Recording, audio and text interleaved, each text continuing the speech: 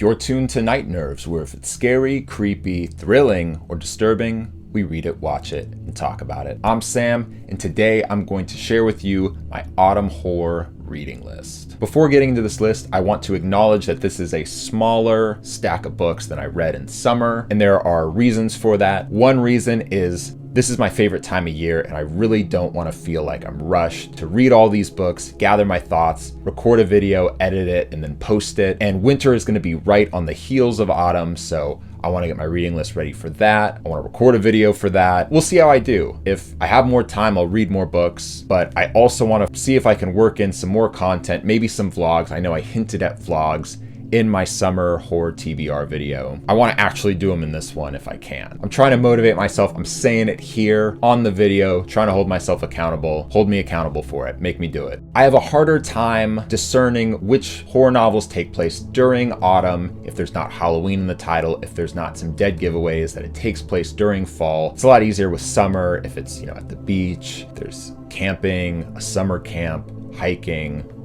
It's summer. Same with winter. If there's snow, takes place on Christmas, Hanukkah, it's probably a winter horror novel. I'm far less rigid with what I choose to read during autumn because it's around the time of Halloween, which is where I just kind of celebrate horror in general. So if something doesn't seem like it's strongly rooted in the summer season or the winter season, I think it's fair game. I also don't like to read too many books that take place on Halloween because I don't want to burn myself out. I want to have just a couple books to read around that time. My main criteria for my autumn reading list is I'm looking for books that I think have haunted, eerie, spooky, or ghostly vibe to them. So with that disclaimer out of the way, let's look at what I'm reading.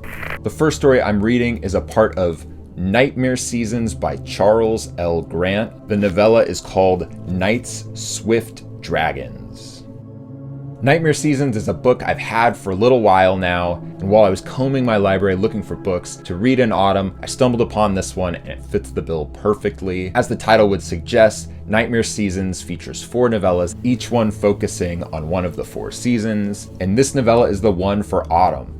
Obviously. For those unfamiliar with Charles L. Grant, he was the author that pioneered the quiet horror movement, which really focused a lot on atmosphere, slow burns, more spooky elements rather than graphic violence or gore. I think the spooky atmosphere that he's known for in this autumn setting is going to really hit the spot. The next book I will be reading is Harvest Home by Thomas Tryon.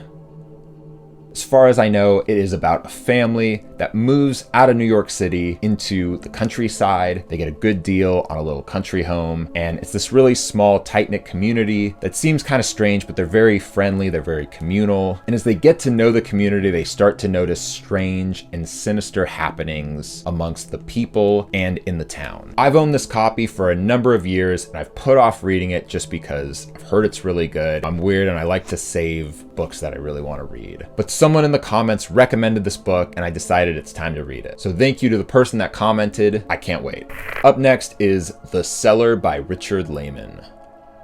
The Cellar is part of the Beast House series. This is the first book in the series. There's The Cellar, The Beast House, The Midnight Tour, and Friday Night at the Beast House. I think that's all of them, and those are the correct titles. I know really nothing about the story. I think it is about a beast that lives in the cellar of a spooky home, and several groups of people find themselves in this home faced with the beast. This being a Richard Lehman novel, I'm sure he'll leave plenty of room for there to be excessive sex and violence. I knew I wanted to read a Richard Lehman book this season. I was really leaning towards a book of his called In the Dark that I haven't read yet, and I was really intrigued by. But several people in the comments said I should check out The Cellar, the Beast House series, and I'm gonna do that. So thank you for that recommendation. I'm very, very excited about it. This next one is Phobia by Guy N. Smith.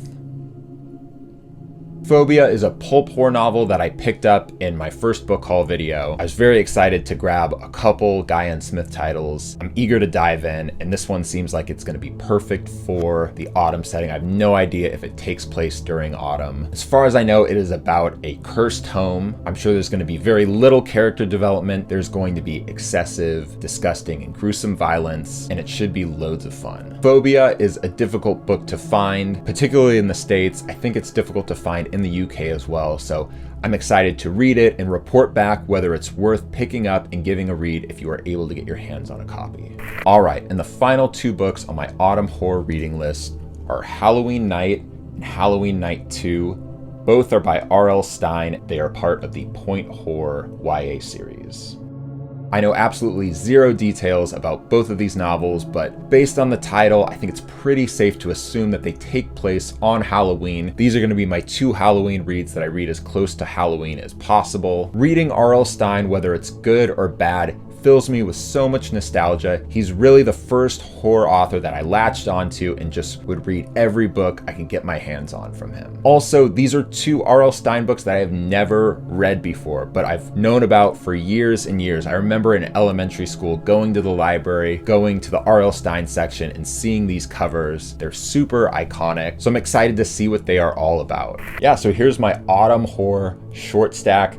Kind of pathetic. Nonetheless, I am incredibly excited. My favorite time of year. I can't wait. What are you going to read this autumn? Are you going to read any of these books? Have you read any of these books? I want to know. Leave a comment down below.